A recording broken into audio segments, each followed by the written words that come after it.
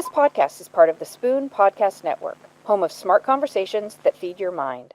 Well, hello, everybody, and welcome to another episode of Watch What You Eat with Carolyn O'Neill. I am Carolyn O'Neill with yet another star in the cavalcade of culinary personalities and experts that we invite to be on the show. I'd very much like you to meet Sara Baer-Sinnott, who's the president of Oldways. And Oldways is a cultural food traditions. They're focused on food and culture and food history, of course, health, of course, all the beautiful things that we learn about the incredible world, and by world, I mean the planet Earth of foods for us to discover. Sara and I have known each other for a number of years, and I also, Sara, it's so great to have you on the show. It's wonderful to be here, and we have traveled together and enjoyed amazing food and the connections between food and culture and history and certainly health too. Culinary travel is one of the leading trends in travel. Okay. And it's so funny. When I was at CNN, I was covering food. And I said, well, you can't really cover food without traveling. And then I was the host of the travel show. And I said, well, we can't really cover travel without food. They go hand in hand. And when I read the surveys from all the different travel organizations, culinary travel comes to the top.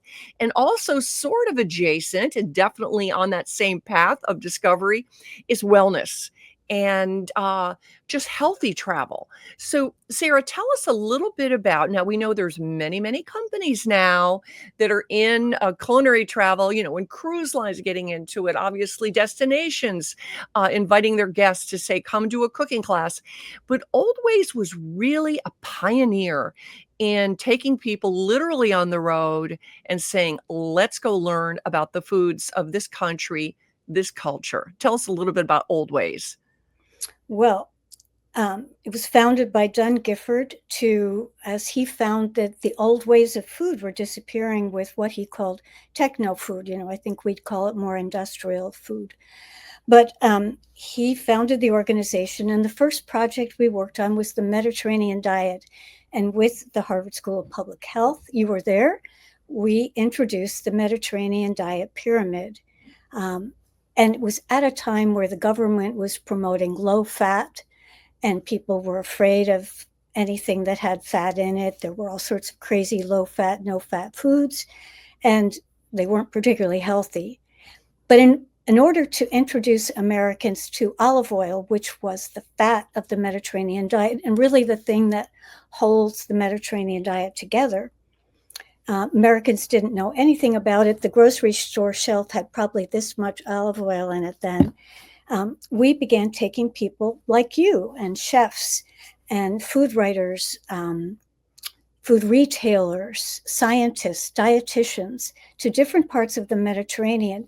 So each individual would bring back a message. However, whether it's a chef putting olive oil on their table, putting different dishes, having a burrata on their table, you putting it on television and writing about it, and dietitians talking to their clients and patients, and doctors doing the same. And it was just a general raising awareness about the Mediterranean diet and olive oil. And it slowly became mainstream.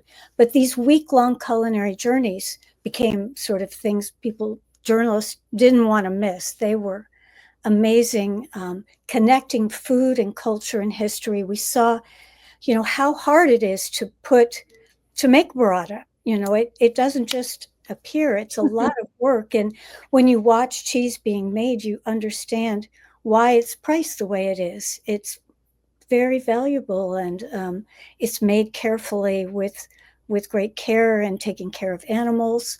So it's all about education. Food is one of the greatest gifts of heritage, and culture and food are connected. And so we went all over the Mediterranean, and lucky enough with you sometimes. And, one of my memories that really, just wow, kind of a wowie moment. And this is what's so great about culinary travel. All of you will have wowie moments, whatever you're doing. But I remember we went to an olive oil tasting. Okay, and at this time, y'all, this was like kind of a new thing. So we all heard of wine tasting, right? Obviously, but we're going to an olive oil tasting, and it was that whole thing of like, this one is different. This one's grassier. This is more golden. This is more rounded. This one might be rancid. I mean, learning about the proper ways to store olive oil and respect it as literally it's fruit juice. I mean, you're smashing the little olives and getting the oil out of there. And so we learned just a lot about the quality of the production. And again, baby steps, that was a while back. Now, when you see if people, at any cocktail party, we'll talk about, oh, I love the Mediterranean diet, and even my shirt I have on today, I've got like olives, I have some sardines, Beautiful. I have some oysters, everything. I don't know. I just grabbed it out of the closet. It's my Mediterranean diet shirt. But back to the Oldways. So we talked about a little bit about the roots, the origins. Now, hold on to your passports, folks, because I want Sara to tell you about what is happening now and the lineup. And again, I don't know if people are going to be listening to this podcast this week or months from now, but tell us about some of the destinations that you have culinarias and tell us what they are going to. The Oldways Culinarias are the same trips that Carolyn took back in 1994, where we're introducing olive oil. We do them for everyone. So coming up in September, we'll be in Turkey, Istanbul and the Black Sea, then Bordeaux, then Puglia, and then next year in Oaxaca. And also I mentioned that we often travel with a celebrity chef or always a food expert of some kind. So Ana Sortun from Oleana will be with us in Turkey, Ileana de la Vega in Oaxaca, and then back to Turkey with Ana in May, and La Marche, which is a region of Italy a lot of people have never heard of, including Italians. They've never been there. It's east of Emilia-Romagna and Tuscany, right on the Adriatic, and it's known for its grain and its great white wines, particularly. First of all, if you want to learn more about the chefs that Sara was just discussing, like Ana, she's in Boston, and and very renowned, and actually has a new book out, gorgeous bread book that I am lucky enough to have a copy of. But the Marche, I have been to the Marche, and folks, where that is. Yes, but here is the deal. We all think of Italy as the boot. So guess where the Marche is? It's in the calf of the boot. It's on that side, and it is the calf of the boot. And I remember when I was there, Sara, you felt like, now, I don't know, many of you have probably been to Rome, probably been to Florence, and it could be overcrowded, which is, I like to go off season. We're going to talk about that in a minute. But when we were in the Marche, you felt like everybody there was like, oh my gosh, we're so glad you're here. We're so glad you're here, because there were hardly any Americans that were visiting. And so I think with travel, to go with a group, Sara, some people like to do their own thing. We know that single travel, solo travel is a thing. And oh, by the way, if you're a solo traveler, this is the best thing to do, to go with the group. But I love it because it's one-stop shopping. You've already organized an itinerary, and tell us about how special it is, because I know how much research you've always done and the team has done to find experiences that if we were traveling on our own, we would never meet these people. We'd never get to do whatever it is. And there's all sorts of other reasons why group travel is fabulous. But these, I call them pinch me moments. You call them wow or wowsy moments, but I call them pinch me moments, where you can't believe you're so lucky to be where you are. Things like in Croatia, we learned how to make a thing called soparnik up in the mountains.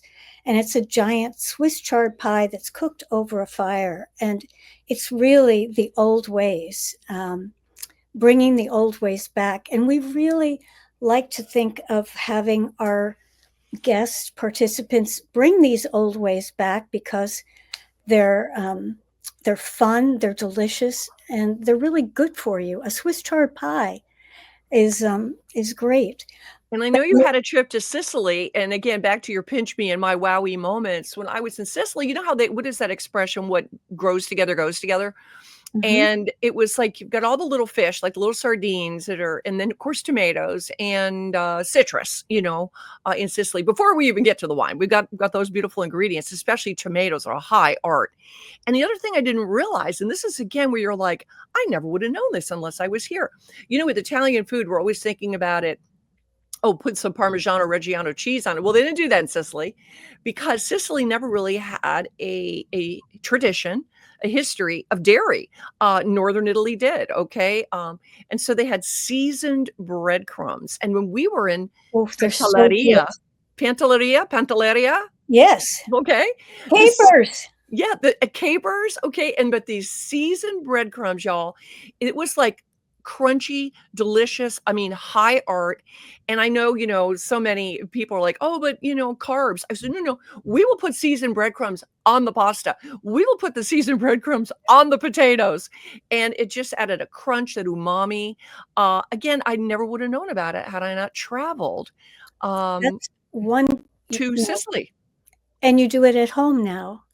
One of the other things we've learned, and we do surveys after every culinaria, and one of the things that everyone says is their highlight is the group.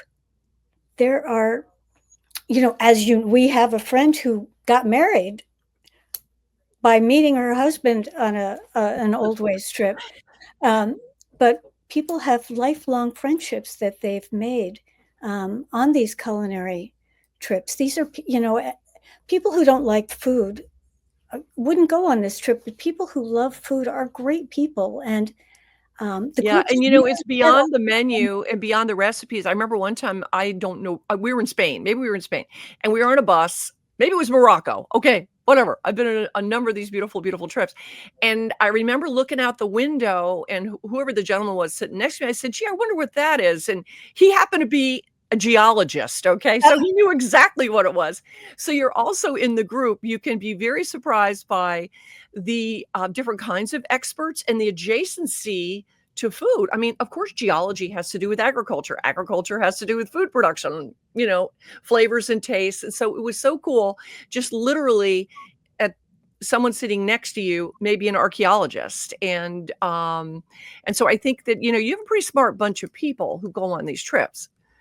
really interesting people, and they're interested in learning, and they share with the people who we're traveling together.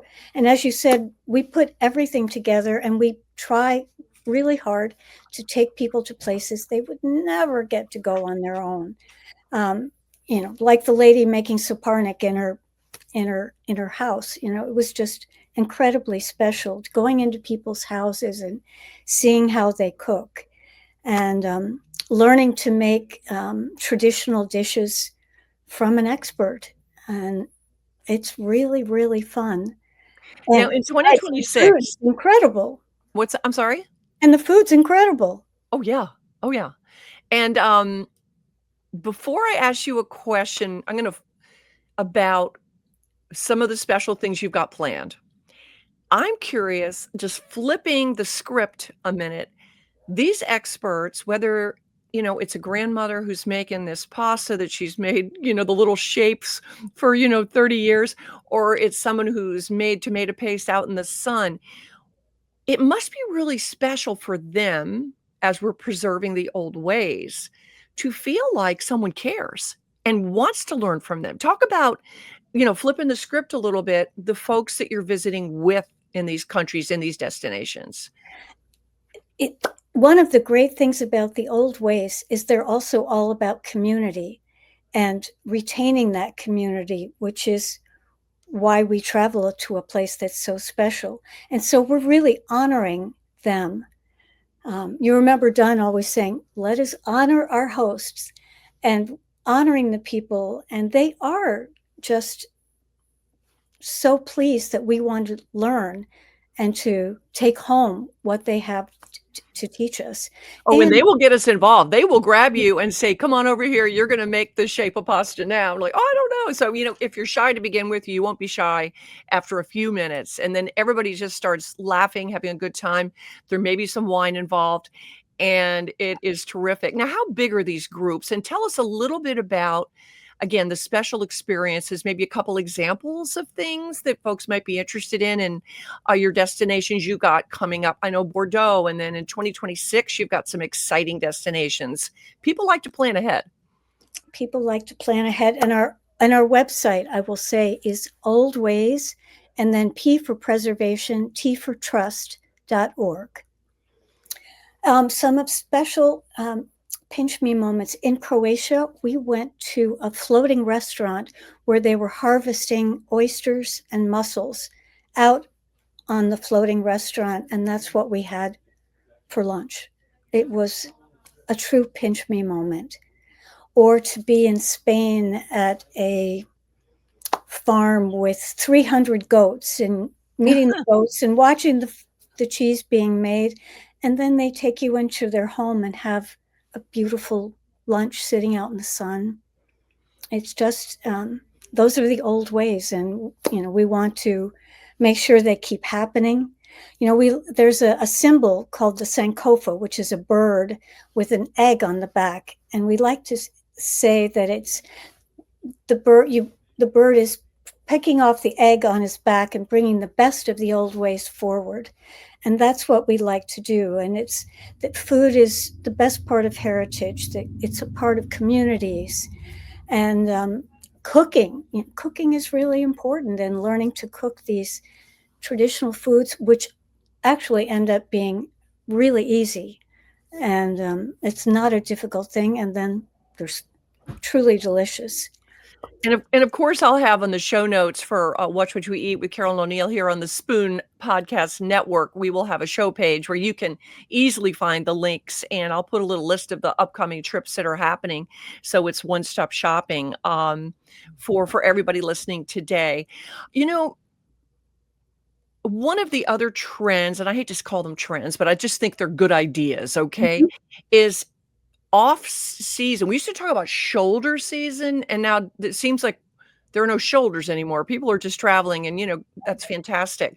But I was reading that one of the best times to travel, and maybe I'm just talking about Europe here, I don't know at this point, with the Mediterranean we're focused on, is November. A lot of people think like, wait, no, I should go in the summer. No, hey, and I remember going to Italy in January of last year. And let me tell you something, again, even if you're in Rome, which is normally overrun, if you go in January, they are glad to see you. Very glad to see you. And so what? People said, isn't it cold? I'm like, well, I don't know. I had a jacket and a scarf on it, as all the other Italians did. You could be more fashionable if the weather's a little bit on the nippy side. And it just seems more energetic to me. It is. We were in San Sebastian this past March, and in Provence in April, and it's before the season. The weather was still lovely, but it wasn't that crowded. All right, I'm going to go through a couple of different. I'm going to call out, and I want you to say one thing in response to why you chose this location, just based on upcoming trips, folks. Okay, play a little game here. All right, Bordeaux. The wine museum, the Cité du Vin, and the city of Bordeaux is gorgeous. Just beautiful. Hey, folks, I know you love Paris, but let's get to Bordeaux in the southwest France, And the restaurants are great. Not as crowded as Paris. And I was watching Jeopardy because I'm a bit of a Jeopardy fan. And one of the clues, they call them clues on Jeopardy, had to do with guessing a city that's name in French meant by the water. Oh. And it's Bordeaux. Okay, how many times have we actually looked at that word and not really put two and two together? Bord, like bordering, do, right by the water. And that is where it comes from. The Gironde. See, now you too can win at Final Jeopardy, just with the knowledge you're getting here on the pod. Exactly. Okay, and have a glass of great wine. Oh my gosh. Oh no, it is literally, Saint-Emilion is the epicenter of gorgeous wines, as we all know. And we'll be going to 4 wine regions. Oh, okay. See, This is see, Bordeaux is a Medoc. multifaceted trip. So you're not just going to the city of Bordeaux, you're visiting little villages and wine areas, and that's exciting. All right, we're And gonna do a learning little how to make cannelé. with the little pastries. Ooh. Okay, I will put a picture of that into the podcast because I saw that it's like a little funnel. Looks like a little funnel, a teeny weeny. I don't want to say bundt cake because it's not like a bundt cake. It's a little kind of shaped like a funnel, and I think that's maybe even where the name comes from, like little Right. canals on the Mhm. side of the cake, and they're small. Exactly. They're about 2 inches tall and crispy on the outside, unctuous on the inside, and it's a thing. It's a And thing. in Bordeaux. All right, in our speed dating with our various different culinary travel Right. locations here, what do you love about Istanbul for people who have not been there? It's the most magical place. It's old, it's new, it's mystical, it's magical, it's foreign, it's fun, and it's friendly.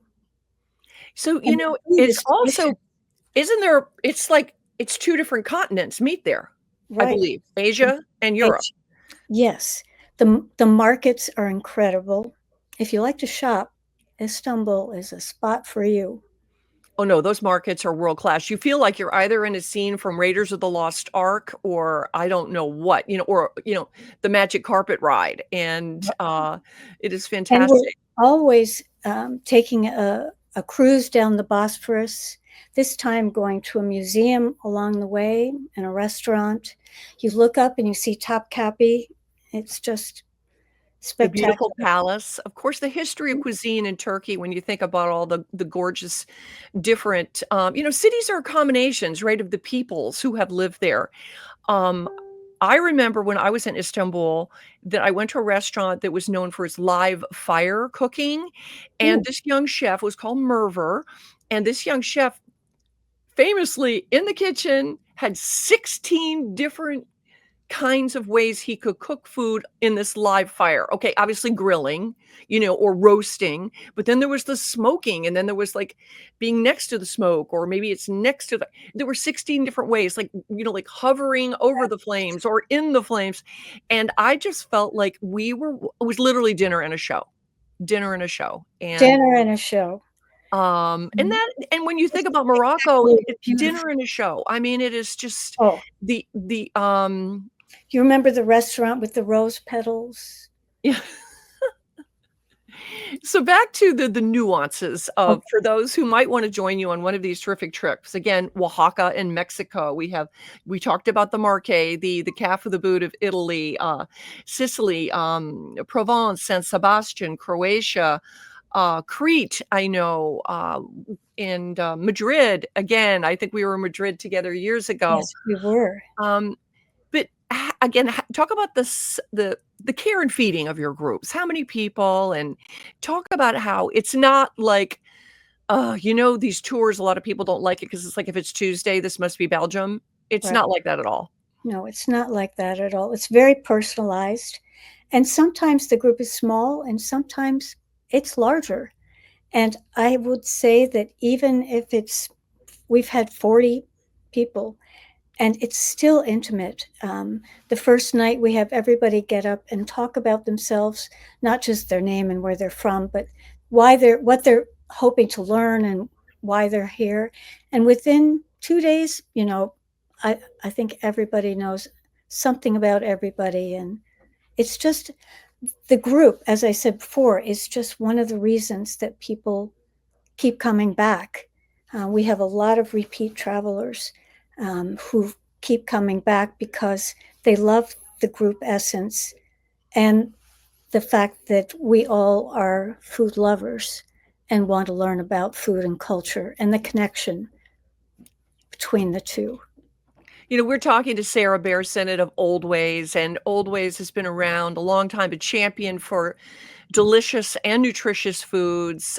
Started out pretty much, with the focus on Mediterranean, expanded to Mexico, of course, even parts of Asia, but African heritage. yes, African heritage, and just, again, embracing the many different ways to eat healthfully and deliciously around the world and learn a little bit so that you can bring it home with you. Obviously, you're doing the right thing because you just mentioned that a lot of your guests are repeat offenders, if you will. They like to go on another trip because they loved it so much. Again, we're going to be sharing culinary travel tips on Watch What You Eat with Carol O'Neill. Because, on this podcast, Sarah, we're watching trends, culinary travel, a big trend. We're telling people what to watch out for to protect, their bodies and, their pocketbooks. This is a great way to do it right, do the travel right, because somebody's guiding you to the good stuff. You're not, doing it on your own. Can you do it on your own? Sure. Yeah. But why not go with the folks who have been there many times before and know all the cool people who are the Right. great cooks? And then to go with a chef, a celebrity chef, who is probably just as excited as all of the other guests and is just jumping around and can't wait to show you the next thing. Anna Sortun is always learning something when she goes on a trip. So, And so what would you say? You can't be surprised that culinary travel is so popular, but why do you think it has gained in popularity? well, I think so many more people care about food and what they put in their bodies, and that they want to be healthy, and that there's a lot more online and many more. I mean, there were no Mediterranean cookbooks when we introduced there was Claudia Roden and Paula Wolford, not much else. And there's so much more information that I think people are excited to try it themselves. And younger people really care about the environment and food, and this is one way to learn about it too. I'm not surprised at all, and I think it's great that there's a rising tide lifting all the boats, and that means we'll all know more.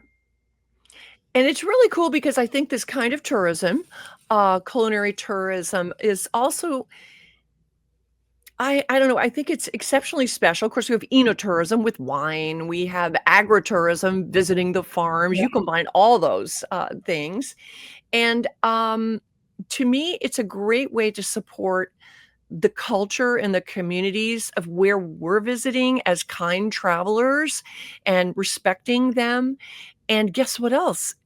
Are we also helping to keep some of these old ways alive by doing We are, that? we are, and bringing them back is one really important way of doing that, and talking about it and recognizing what it is. And it's true, we sometimes I've gotten emails, for instance, there was an earthquake in Turkey, should we be going, 6 months later? And I said, if there's any time to be going, right now is the time to go support this economy and support the people who live there and are producing traditional tahini and olive oil and raisins and hazelnuts and all the great products that are produced in Turkey. And each country is the same way. No, they need us, and we need them, and it's a great way to be enriched both in body and spirit and mind. And as you say, cooking as culture and connection. Sarah, I can't imagine what your passport looks like, what your cookbook collection looks like, what your spice cabinet looks like. But I have a question. Is there someplace you haven't been where you would like to go next with culinary travel in mind? I would love to go to Egypt. Okay.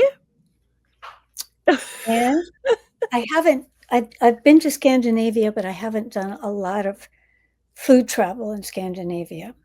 I was on a boat with Jennifer Skiff. Yes, yes. Our good friend Jennifer Skiff, who lives in Maine, and we've been on trips together. Yeah, the Nordic countries, that is like a whole nother thing. That's a whole nother shopping list, okay? Well, we We are developing one about Copenhagen, Denmark, and whole grains, because Oldways is also the Whole Grains Council. And we want to investigate and have people experience what it's like to eat 82 grams of whole grains a day. Well, As just fiber, as a normal thing. and I know that bread, like anything else, grains like anything else, it's all about the quality. And in Good Nutrition, we know that that is certainly something that not only impacts health, but taste. Good quality is just, it's just joyful, and it adds to our body, our soul, and of course our taste. But Sara, I want to thank you so much. And again, everybody, we've been talking to Sara Baer-Sinnott of Oldways. You've got to check out their website and take a tour right away of all of the different descriptions of the upcoming trips that they have planned for you to meet some incredible people, and of course be exposed to delicious flavors from little tiny villages to big cities, but I can guarantee you it will be a discovery of the palate and really bringing people and the planet together. Sara, thank you so much, and I look forward to having you again. Thank you so much. I'd love to come again, and I'd love to travel with you. Well, let's do that. And I invite everybody listening here, of course, to add Watch What You Eat with Carolyn O'Neill to your podcast menu. We're always serving up something good.